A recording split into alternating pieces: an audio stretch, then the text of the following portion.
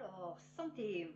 Je ferai santé, j'enchaînerai sur technologie, du coup on passera sur économie et après on finira sur crise ukrainienne. Actu Orange. France Alzheimer se dit surpris par le décret interdisant la conduite aux personnes atteintes d'une pathologie neuroévolutive. Ben ouais, heureusement. Alors entre ma mère, que elle, c'est une folle furieuse et qu'elle en veut, je sais pas pourquoi, au scooter. Voilà, elle peut pas se voir les scooters. Donc quand les scooters arrivent, elle fait tout pour l'empêcher de passer. Non mais c'est un truc de fou. Elle a 87 ans et elle conduit. La voiture, elle est défoncée de tous les côtés. Mais ça va, elle conduit. Ça va. Un décret publié ce dimanche 3 avril au journal officiel précise l'incompatibilité définitive avec la conduite pour les pathologies neuroévolutives de type maladie Alzheimer et maladies apparentées. Les personnes atteintes de troubles cognitifs liés à ces pathologies ne doivent plus conduire dès l'apparition d'un déclin cognitif. Ben oui, mais attendez, combien il y en a qui ne sont pas décelés, qui ne sont pas déclarés maladie d'Alzheimer ou qui ont des problèmes? Et moi je vous le dis, ils conduisent. Hein. Une décision qui a surpris Benoît Durand. Je pensais même que c'était un poisson d'avril à retardement. On nous a commandé une étude sur la mobilité et notamment sur la problématique de la conduite automobile, financée à partie par l'État.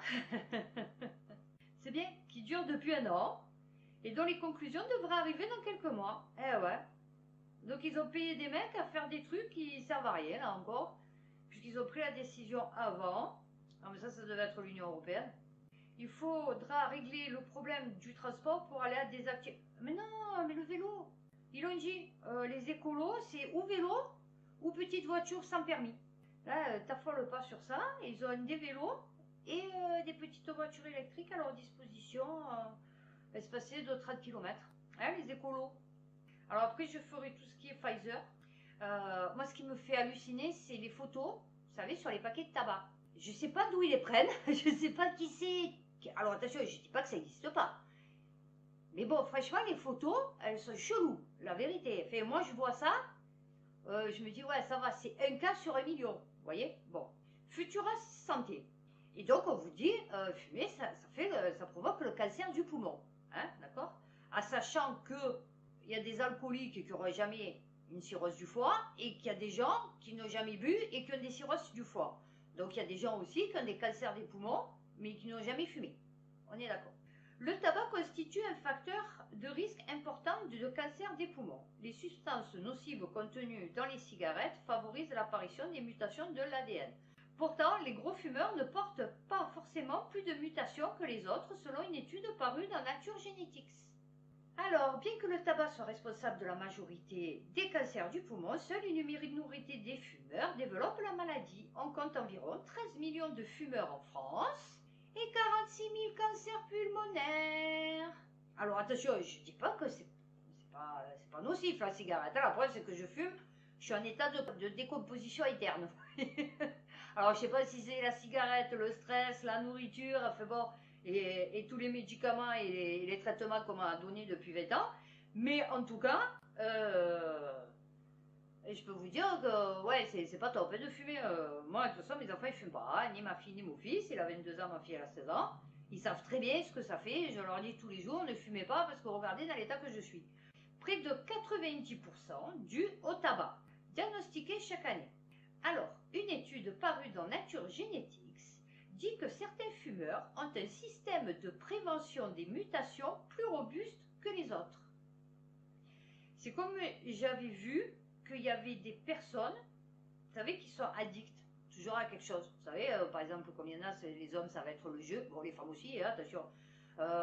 Bon, là, c'est la cigarette, bon, l'alcool et tout, mais il y a des personnes qui ont un gène d'addiction, vous voyez, déjà dans le corps. Voilà. Et des fois, il y en a chez qui ça se déclenche, et il y en a chez qui ça ne se déclenche pas. Et l'addiction peut être donc par rapport à ton caractère, tes neurones, tes machins. Elle va s'orienter sur quelque chose. Il y en a, ça va être bon, les femmes, après on dit qu'il est malade. L'autre, ça va être sur l'alcool ou la drogue. Ou, vous voyez, parce que bon, en général, tu fumes, tu n'es pas obligé de tomber dedans. Tu goûtes à la poudre, tu n'es pas obligé de tomber dedans. Tu bois un verre d'alcool, tu n'es pas obligé de tomber dedans. Tu vois, il y a plein de personnes qui ont des dépressions et c'est pas pour ça qu'ils tombent dans l'alcool. Pourtant, ils ont déjà bu de l'alcool. Donc, c'est bien qu'il y a un truc qui fait que, voilà, on devient addict de quelque chose en fait. La technique, alors le nom c'est SCMDA, elle est appliquée sur des cellules basales bronchiques de 33 participants âgés de 11 à 86 ans. Ouais, c'est un peu jeune quand même, 11 ans. Ouais, moi le père de mes enfants, il a commencé à fumer à 11 ans. Mais bon, ça fait jeune quand même.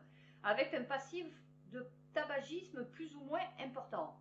À 11 ans, il a un passif de tabagisme. Non, je crois que tu as un peu inventé là. Bon, les cellules pulmonaires peuvent survivre pendant des années, voire des décennies, et donc peuvent accumuler des mutations avec l'âge et le tabac.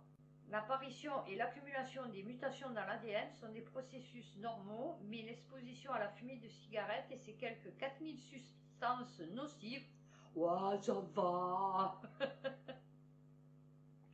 augmentent significativement la fréquence de ces phénomènes. Les plus gros fumeurs n'avaient pas le nombre de mutations le plus élevé.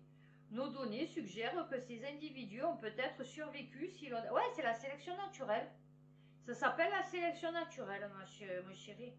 C'est le plus fort. Ça, c'est comme les radiations, c'est comme les médocs, c'est comme l'alcool, c'est comme il y en a, comme j'ai dit, ils vont boire toute leur vie, ils ne vont jamais être malades, ils ne vont jamais avoir de problème de santé. Et il y en a, ben, c'est tout le contraire. Voilà, moi, il y en a plein qui me disent, ouais, ma femme, mon mari, mon frère, ma soeur, ils avaient une hygiène de vie, mangeaient des fruits, des légumes, machin et tout, cancer ou infarctus, ou voilà. C'est que y a des gens qui survivent plus que d'autres, enfin, qui sont plus résistants sur certains trucs que d'autres. Ça, j'en avais parlé déjà. L'Académie de médecine s'alarme de la mode de la frénotomie, couper le frein de la langue des bébés. Et que j'avais déjà dit que les gens qui font ça, les mères qui font ça, elles ont des gros problèmes psychologiques. Il faut consulter. Non, non, je vous promets. J'ai jamais, j'imagine même pas de l'imaginer, en fait. Vous voyez, faire ça sur mon enfant. Vous voyez, tout ça, parce que quand elle fait le tété, ça fait bobo. Ah, d'accord. Ouais, moi j'ai allaité mon fils 9 mois et ma fille 4 mois. Ouais, ça fait bobo, mais ça va, tu supportes, hein, ça va. T'arraches pas le sein non plus, tu vois. Non, mais un truc de fou. Le geste chirurgical qui consiste à sectionner le frein de la langue, donc ça c'est France Info, chez les bébés de plus en plus pratiqué. Ouais, chez les bourges, je vous dis, ils sont tordus ces gens. Ils croient qu'avec leur argent, ils font des trucs mieux que nous, qu'on n'en a pas. Vous voyez, voilà, nous on se démerde, on fait à l'ancienne, vous voyez, et eux non, eux ils sont pleins de technologie, de mode, les gros culs, les gros nichons, là on coupe le frein des bébés. Oh mon Dieu, mais vous savez, pour pas qu'ils se griffent, il faut leur arracher les ongles. Et je suis sûre qu'il y en a qui pourraient le faire. Vous voyez, demandez à ce qu'on arrache les ongles des bébés pour pas qu'ils s'arrachent, pour pas qu'ils griffent. Vous voyez, oh bobo, ah ouais. Non, non, mais un truc de fou. Ça, c'est comme ceux qui mettent les gars au bébé. Vous savez, pour pas qu'ils se griffent la figure, ben déjà, tu coupes les ongles, déjà, premièrement. Et ensuite, deuxièmement, t'inquiète qu'il va se griffer une fois, 2 fois. Et après, il va arrêter, parce que ça fait bobo. Tu as vu? Tu vois, même qu'il a 3 jours, 4 jours, il est pas con. Tu as vu? À moi, mes enfants, je les ai élevés à la sauvage. Voilà. Ah, tu coupes les ongles tous les 2 jours, tous les 3 jours. Tu surveilles, tu as vu? Tu regardes la longueur de l'ongle, tu vois? Des frénotomies pour rien. Eh ouais. Il n'est pas évident, loin de là, que face à une maman qui a un problème d'allaitement, voilà, c'est parce que la maman a un problème d'allaitement, parce que ça, c'est pas pris en charge par la sécurité sociale. Donc, c'est la femme qui paye, d'accord? Donc, elle a les sous. Donc, c'est bien ce que je dis.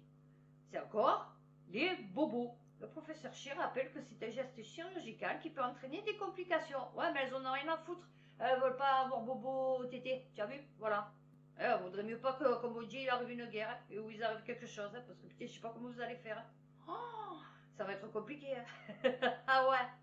Alors, Royaume-Uni, l'OMS en alerte après de nombreux cas d'enfants touchés par une hépatite d'origine inconnue.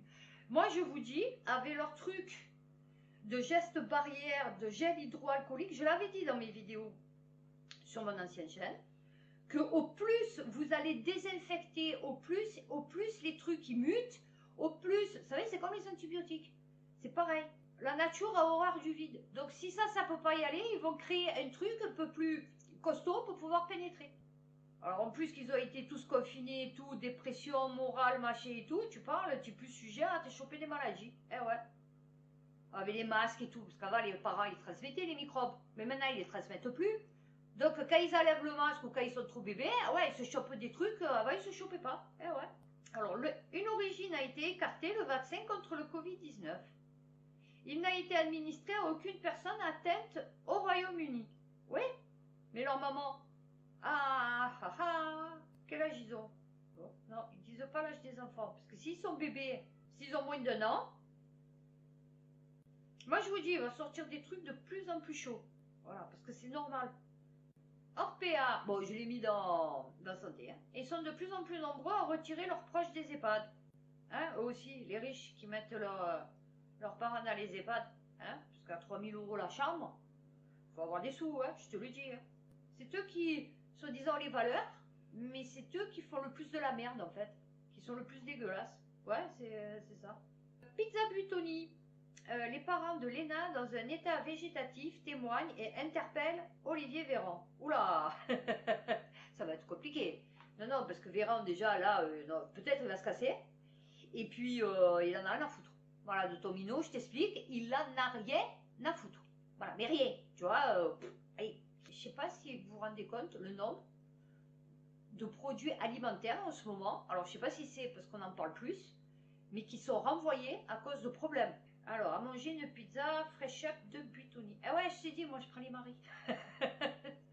Le 14 février, un rituel familial. Nous aussi. Ah, mais nous, c'est une fois par semaine. Le vendredi soir et le samedi soir. Ouais. En ce moment, j'ai pizza Marie, surgelée, dégueulasse. ouais, c'est trop beau. Elle a eu des grosses douleurs au ventre, Ils m'ont simplement dit de repartir à la maison.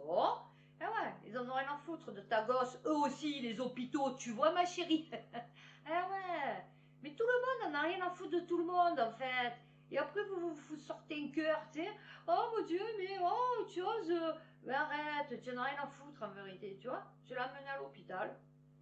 Voilà, ils m'ont simplement dit de repartir. Ah, casse-toi, allez, tu nous gonfles. Après ça, voilà. La toxine est montée au niveau du cerveau. Eh ouais. Après l'arrêt de la sédation, les examens ont montré de grosses lésions au lobe frontal et sur l'arrière du cerveau. Ouais, mais alors attends, d'accord, Buitoni, il a mis sa bactérie. Enfin, il a mis. Mais il y a peut-être un souci à l'hôpital, non? Avant qu'il la mette dans le coma, Léna nous a dit au revoir, je vous aime, raconte Sophie, sa maman. Un quart d'heure après, il n'y avait plus de Léna. Le ministre de la Santé est aux abonnés absents. Il s'en fout. Ah, il en a rien à foutre. Là, il doit être en train de montrer son téton à une infirmière. Tu crois que quoi? Dans ce combat, Cédric et Sophie ont engagé une action judiciaire en portant plainte. Il faut se battre. Oh, bah écoute, vas-y. Hein. Il faudra que le responsable... Oui, bien sûr, ils vont payer. Ouais, ça serait bien que le juge soit nommé. Mais bien sûr.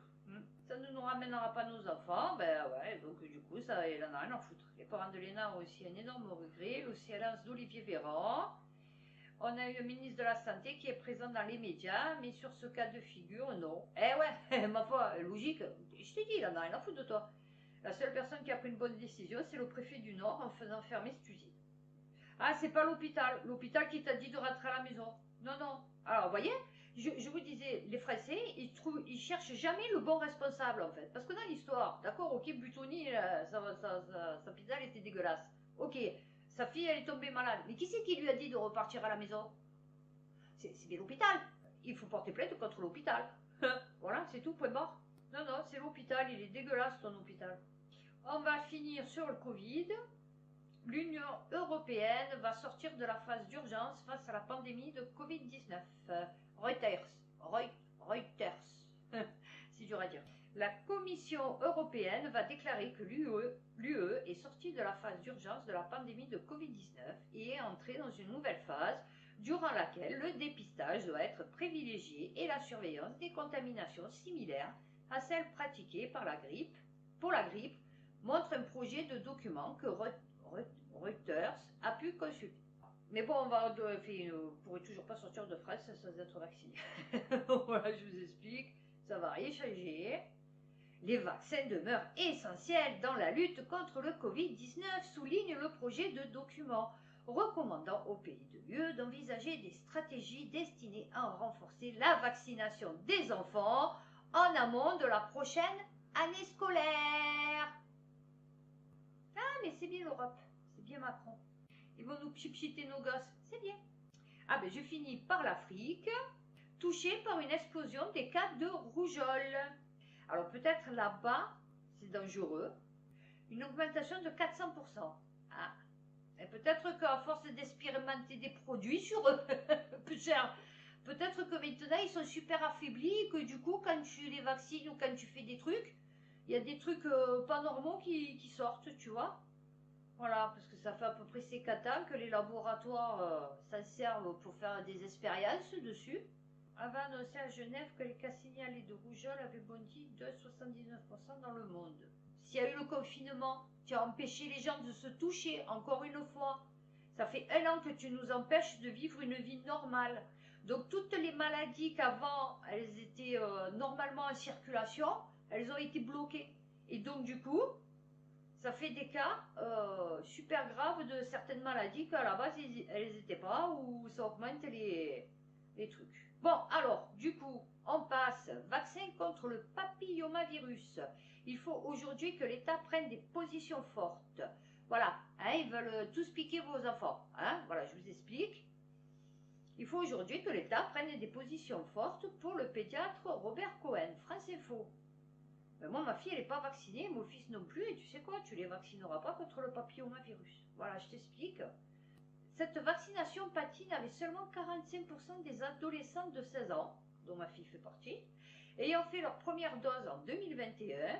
Et en plus, j'ai un truc où l'OMS dit que, vous pouvez chercher, une seule dose, ça suffit maintenant, contre le papillomavirus. Vous voyez? Et eux, ils sont là, le mec, il est en train de dire que non. Ouais, mais il est recommandé. Tu as vu? Donc on fait ce qu'on veut en fait. Non, non, ils veulent à tout prix nous foutre des vaccins de partout. Là, soi-disant, le vaccin du Covid, ça soigne les maladies cardiovasculaires. Bientôt, ça va vous soigner un orgelet. Tu as vu? Ça va te soigner un corps au pied. Tu vois le vaccin? Voilà, ça soigne l'acné. Vous tapez vaccin acné, vous verrez, ils ont trouvé un vaccin pour soigner l'acné. D'accord? Donc, je vous dis, vous avez un corps au pied, ils vont vous dire, hop, vaccin. On a un vrai carrefour vaccinal vers 11-12 ans. Vous vous rendez compte? Donc, ça fait 11, ça fait 12. Ils vont mettre la Covid, ça fait 13. Vous vous rendez compte? 13 vaccins pour les enfants. Et vous vous demandez pourquoi, au fur et à mesure des générations et générations, il y a des trucs de chelou qui se passent en fait. Ouais, mais combien il y a de cas de cancer de col de l'utérus? Ouais, parce que moi, ma grand-mère, elle en a eu un. D'accord? Moi, ma mère, elle n'en a pas eu, moi, j'en ai pas eu. Ok? Donc, ma grand-mère, elle est allée. Alors, d'accord, peut-être pour celles qui n'ont pas eu d'enfants encore, mais en tout cas, moi, ma grand-mère, elle avait eu tous ses enfants.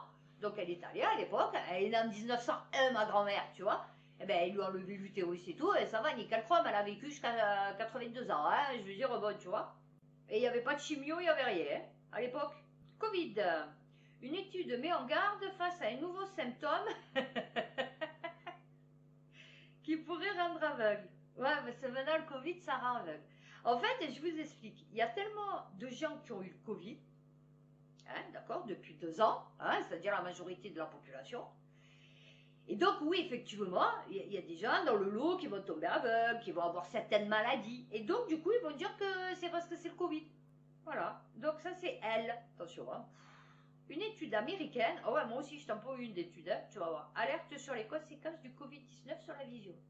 Le virus pourrait avoir des conséquences potentiellement définitives sur les yeux et serait ainsi lié à une forte baisse de l'acuité visuelle.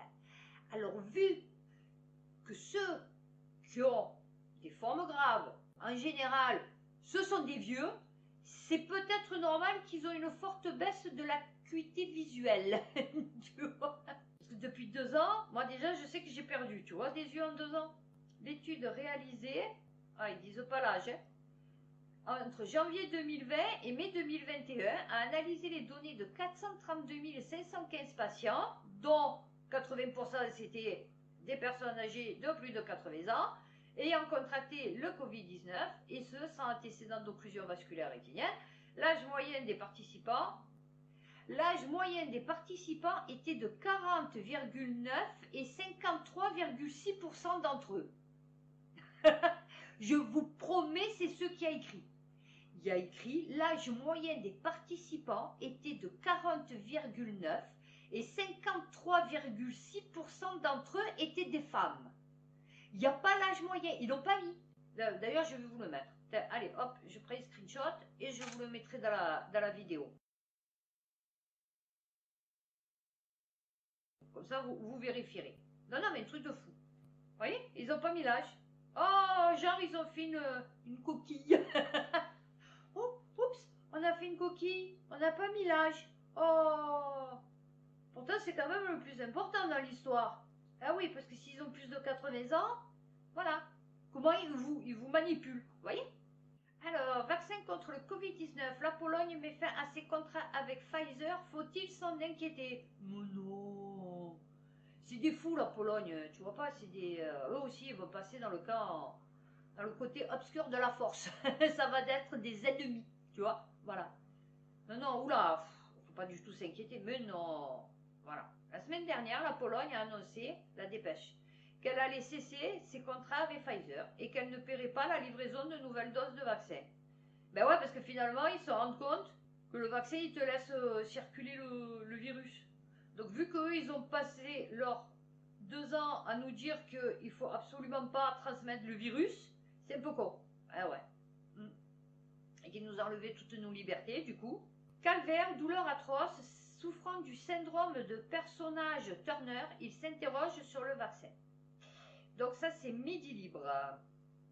L'Agence nationale de sécurité du médicament et des produits de santé a établi un rapport en mars 2022 indiquant que le rôle du vaccin n'était pas à exclure dans l'apparition du syndrome de personnage Turner chez certaines personnes ayant reçu une ou plusieurs doses de vaccin Pfizer. Paralysie des charges électriques. Oh, ça va. Oh, putain, c'est trop, les gens, toujours ils se plaignent. Des symptômes peu agréables, voire handicapants. Non, pas du tout. Tu vois, tu es là, tu essayes de t'enlever, tu vois, un truc dans l'œil, d'un coup, hop, tu vois. Ou alors tu es là, tu conduis, puis d'un coup, hop, tu es paralysé. C'est merveilleux.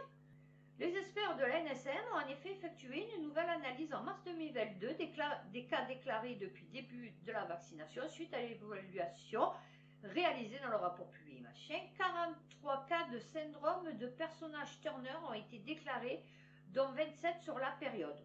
Ça va, 43. Ouais, mais tu as sauvé 2 vies en EHPAD, putain, tu n'as pas compris.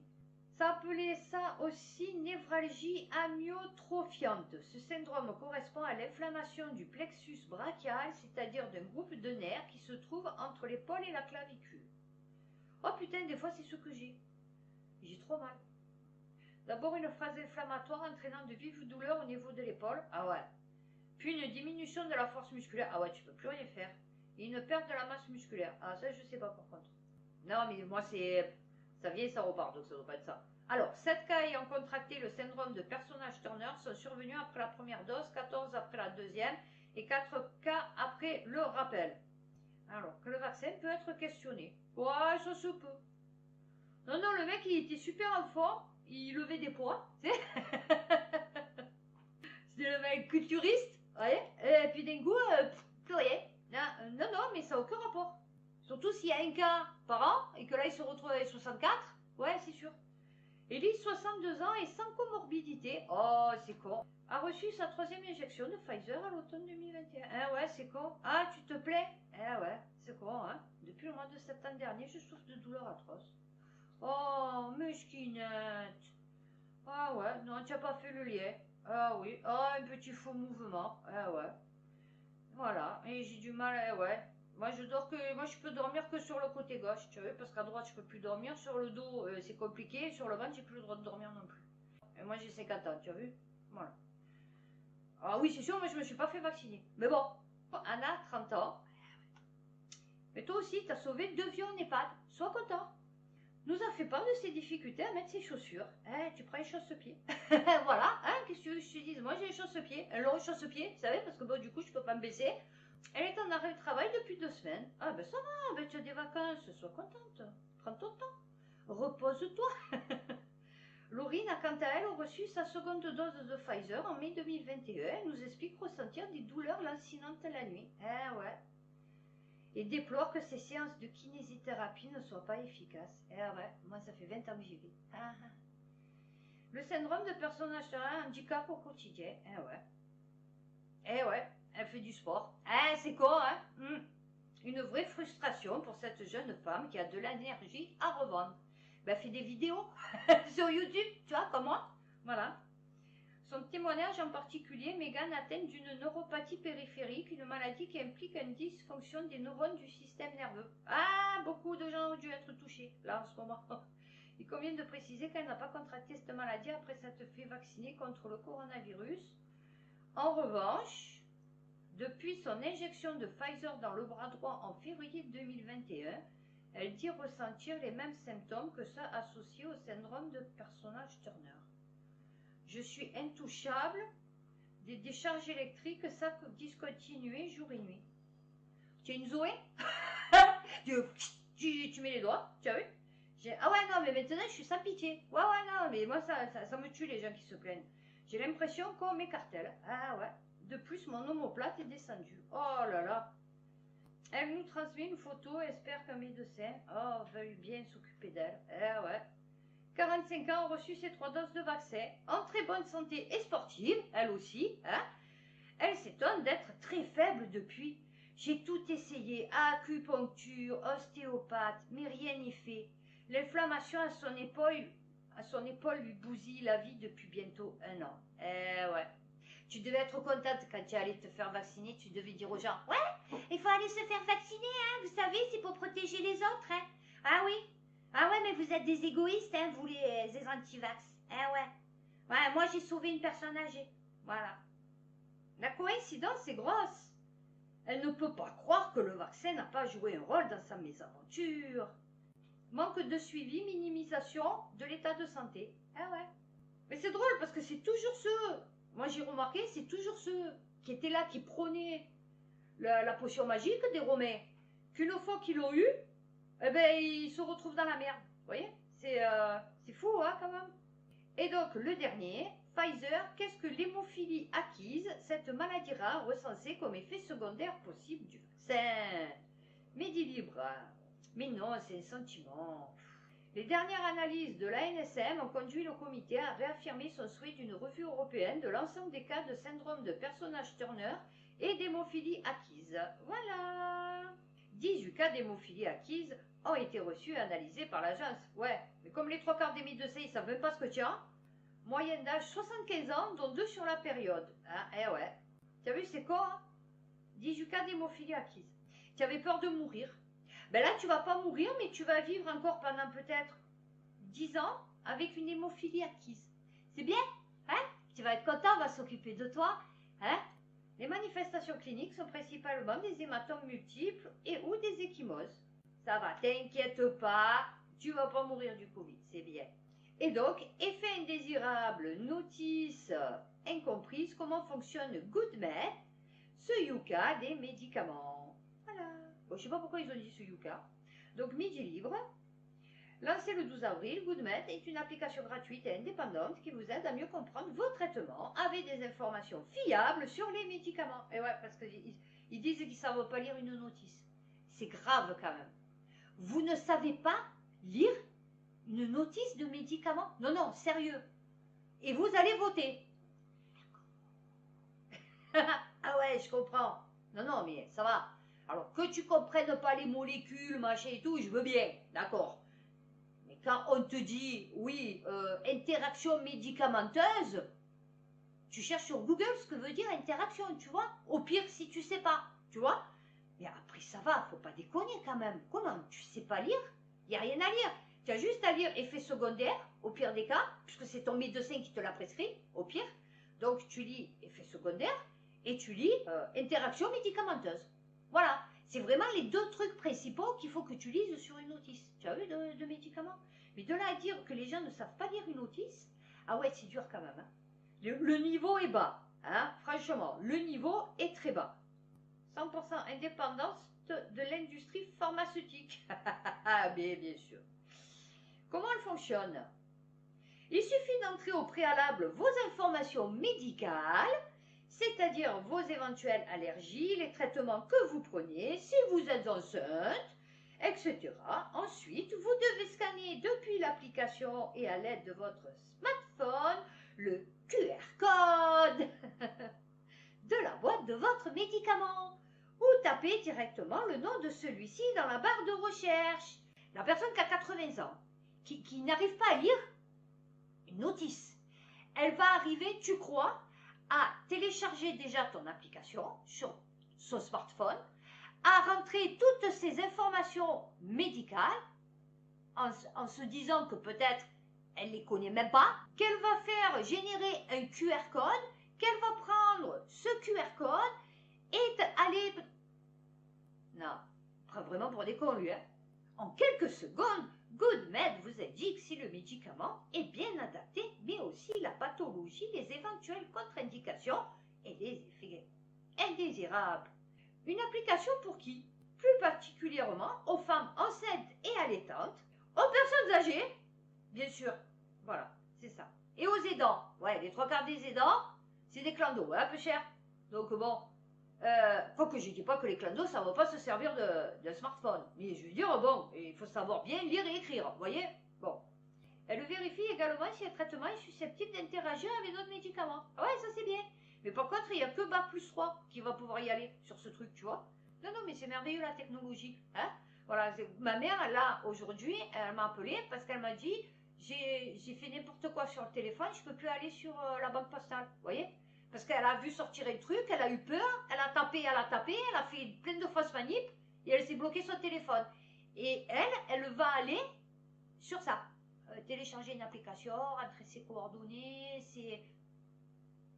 je vous dis, ils vous prennent pour les corps. Ouais, ça va faire mal à beaucoup de monde. Beaucoup de monde. Je vous le dis. Il y en a beaucoup, ils vont souffrir. Bon, on va enchaîner sur, du coup, technologie. Alors, ça, c'est science.com. Google récupère vos SMS sans prévenir et de manière illégale. Mais non, putain, mais il y a tout qui est partagé maintenant.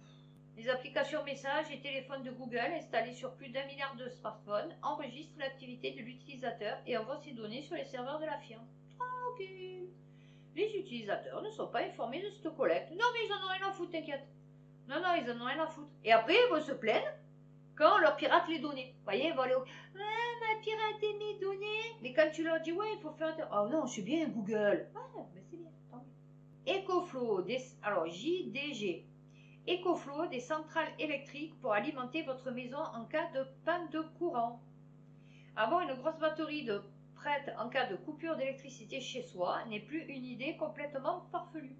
Avec une capacité... Ah ouais, c'est mieux qu'un générateur, ouais, du coup. Avec une capacité de base de 3,6 kWh, qui peut faire fonctionner l'essentiel de la maison pendant près de 24 heures. Ah, c'est bien. Une nouvelle mesure de la masse du boson... du boson W déroute les chercheurs sciences et avenir. Ouais, parce que comme je vous ai dit, c'est tout des modélisations. Et en fait, le problème, c'est que quand, vous voyez, à un moment donné, il disait que l'espace était vide. D'accord? Moi, quand j'étais petite, je lisais les livres de Carl Sagan. Vous savez, bon. Il disait que l'univers, il était vide. D'accord? C'était vide, l'espace. Après, comme ils ont capté que c'était pas possible que ça soit vide, en fait, ça n'existe pas le vide. Vous voyez, ça n'existe pas. Naturellement, le vide n'existe pas. Il y a toujours quelque chose. Voilà. Comme on dit, la nature a horreur du vide. Donc, le vide n'existe pas à l'état naturel. Il peut exister qu'à l'état artificiel. Donc, ils se sont rendus compte que l'espace, il n'était pas vide. Donc, ils ont mis de la matière noire. D'accord? Puis après, ils ont vu que la matière noire, ouais, ils avaient expliqué un truc, mais finalement, ça ne collait pas avec tout. Vous voyez? Donc, ils ont rajouté de la matière blanche. Après, ils ont rajouté des neutrinos. Après, ils ont rajouté. Et ils ont rajouté. Et là, c'est pareil. Pour la masse du boson, que ce soit de X ou de W, ou de. Enfin, c'est pas X, hein, c'est X, HI de GS, hein, du boson W ou quoi. Ils font des modélisations. Et après, quand ils arrivent à choper le truc, que finalement, ils ont la preuve, ils se rendent compte que c'est pas du tout ce qu'ils pensaient. Vous voyez? Voilà. Parce qu'en fait, c'est que des théories. D'où mon falsificianisme. Vous voyez? Calculé avec 2 fois plus de précision qu'auparavant dans le cadre d'une expérience menée sur une dizaine d'années au Fermilab, aux États-Unis, la masse du boson W, une fondamentale en physique, se révèle bien plus lourde que prévu par les calculs théoriques. Voilà. De quoi ébranler encore un peu plus nos connaissances fragiles sur l'univers. En vérité, ils savent rien. Moi, je vous le dis, en vérité, ils savent rien. Ils ont trouvé des trucs, vous savez, un peu comme ça. Ils ont dit, ah ben ça doit être ça. Vous voyez? Mais en vérité, ils ne savent pas. Et à mesure que la technologie à l'avance et tout, qu'on peut surveiller des trucs qu'on ne surveillait pas avant, ou mesurer des trucs qu'on ne mesurait pas avant, ah, putain, ah ouais, comme l'électron qui peut être à deux endroits en même temps. Vous voyez? Le même électron. Bon, ben ça, ils pouvaient pas. Bon, après, moi, on ne me l'a pas montré, hein, mais bon. Mais voilà, parce que c'est que des calculs. Vous savez, ce qu'il faut au tableau, là. Ben voilà, c'est des équations. Il faut des équations, des modélisations par rapport aux équations sur ordinateur, mais c'est tout. C'est que des théories. C'est pour ça que je vous dis, moi, pour moi, c'est pas que ça n'existe pas le truc. C'est que, où il invente, il existe, mais après, il vous faut un truc autour magnifique, alors que pas du tout, ou ils vous disent pas tout. Vous voyez? Voilà, ils vous en cachent la moitié. Faut pas que vous soyez trop intelligent, que vous connaissiez trop de choses. Vous voyez sur le truc? L'industrie, c'est fou. Kit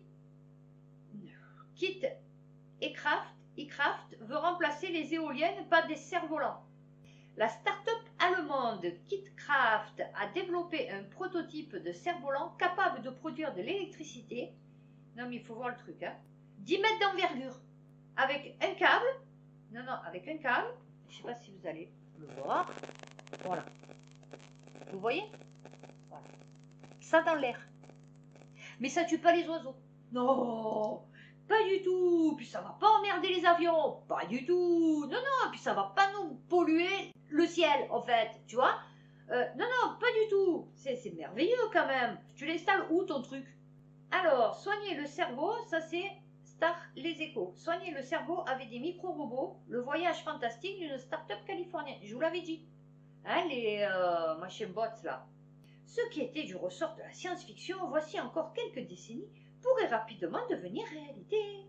Ah ouais, on va vous mettre des petits piou, ça va venir dans votre cerveau. Alors déjà que ils vont galérer pour le trouver, et en plus, une fois qu'ils l'auront chopé, ils vont te le détruire. Voilà, ils vont y mettre ce qu'ils veulent. Une frappe chirurgicale. Ah oui. Putain, alors si c'est les mêmes frappes chirurgicales que les Américains ils ont fait sur la Syrie, sur le Pakistan, sur je sais pas quoi, putain, on n'est pas dans la merde, je te le dis. Non, ça c'est les frappes chirurgicales américaines. ça vient, ça t'explose tout. Tu as vu, voilà. Phone Android. Le gouvernement va lancer une nouvelle application d'identité numérique. Voilà. Après tous anti-Covid, le gouvernement s'apprête à lancer une nouvelle application officielle. Un nouveau décret publié ce mardi 26 avril autorise la création d'un système inédit baptisé Service de garantie de l'identité numérique ou SGIN. Ce test prévoit notamment le développement d'une application mobile qui sera utilisée pour scanner les informations de la nouvelle carte d'identité biométrique et les utiliser pour se connecter facilement à des services publics et privés. C'est pas merveilleux ça? Oui. Vous allez être contents, hein? Les collabos, hein? Ceux qui sont là à fond avec leur smartphone, leur QR code. Là, vous allez pouvoir vous faire scanner tout le temps. C'est bien. Comme vous le savez peut-être, la France a adopté depuis le mois d'août 2021 une toute nouvelle carte d'identité biométrique. Elle vient remplacer les cartes d'identité plastifiées que l'on connaît tous. En plus d'arborer un format carte bleue plus compact, cette carte d'identité numérique offre une protection bien plus efficace contre la falsification et l'usurpation d'identité. Une signature électronique pour garantir l'authenticité du document. Une puce électronique qui contient l'ensemble de vos données biométriques, comme le nom, le prénom, la date de naissance, l'adresse. Ah oui, là c'est sûr que, vu que c'est en temps réel en plus, donc tu fais tes modifications, le mec il récupère ta carte, il a toute ta vie dessus. C'est bien. Un fond de carte sécurisé et dispositif holographique pour empêcher la contrefaçon. Oui, bien sûr. Alors, ça permet à l'usager notamment de générer des attestations électroniques. On va voir aux attestations, vous voyez, comportant les seuls attributs d'identité dont il estime la transmission nécessaire au tiers de son choix. Hein, les vieux, je ne sais pas comment ils vont faire. Mais c'est bien parce qu'on fait tout pour sauver les vieux. Les vieux croient que le gouvernement fait tout pour eux, l'Europe et tout, et alors que c'est tout le contraire. ils se retrouvent de plus en plus isolés, incapables de faire les moindres démarches de la vie quotidienne avec ce coup de numérisation. Mais c'est bien. Moi, je sais qu'il y en a plein, ils ne savent même pas faire une déclaration en ligne, c'est très bien. Ils ne savent même pas qu'ils peuvent. Là, j'ai les femmes à mère, sinon on ne l'aurait pas fait. Moi, je dis non, après ils viendront se plaindre. Oh oui.